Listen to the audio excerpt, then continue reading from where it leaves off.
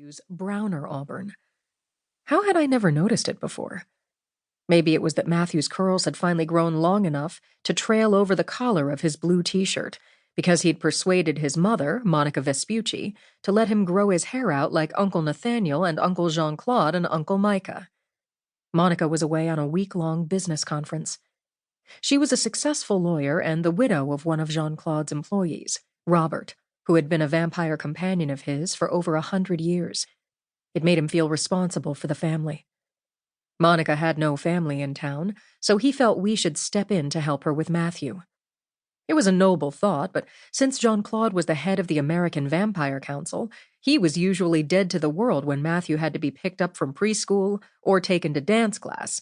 He was unable to be on 24-hour availability when Monica had a deposition out of state or a business conference. Since Monica's deceased husband had been a vampire too, it made me realize she'd have been almost in the same boat if he'd lived. Funny, the things you don't think of when you date vampires. Micah was beside me in the passenger seat.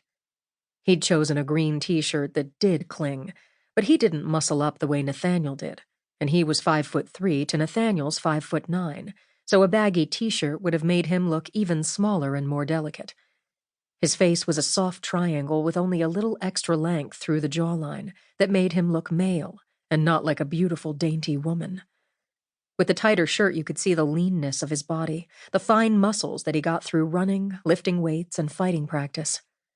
My muscles came from the same things, except I did weapons drills more than he did, but the regimen had put muscle on my delicate girl frame, too.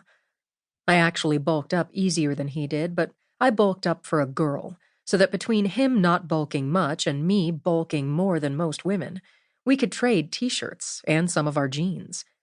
Though today he was in jean shorts that wouldn't have been comfy over the curve of my thighs. Nathaniel and I were both in jogging shorts, because they fit over the more generous thighs we both had. Lush was a word you'd use for both of us, where Micah was lean. I'd never dated anyone before who was small enough to share my clothes. I kind of liked it. We both had long curly hair to just past our shoulder blades, his dark chestnut brown that had been blonde when he was a child, mine true black and always had been. Nathaniel had braided Micah's hair and braided the upper level of mine, so we'd be a little cooler in the heat. It wasn't the usual August hot, but it still wasn't as cool as most of the country. We were both wearing sunglasses against the St. Louis summer sun, but my eyes were just a nice solid brown like Matthew's, except a little darker. Micah's eyes were green around the pupil, with a circle of yellow outside of it. Depending on the light, his moods, his shirt color, they could look more yellow or more green, but they were chartreuse, a mix of both colors, and not human. He was a wereleopard, and his eyes were the leopard eyes of his beast form, because a very bad man had forced him into leopard form for so long that when he came back to human, his eyes didn't change back.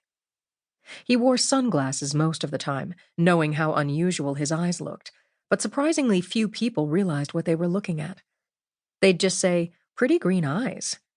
People see what they expect to see. Cops don't, but then everyone at the party knew that my two boyfriends were wereleopards.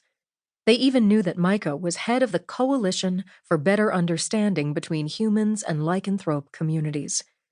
He'd become the public face for his minority group. Lycanthropy was a disease, but less than 20 years ago it had still been legal to kill someone on sight for having it. In some Western states, even today, if you killed a were-animal and the blood test proved it, it was deemed self-defense regardless of circumstances.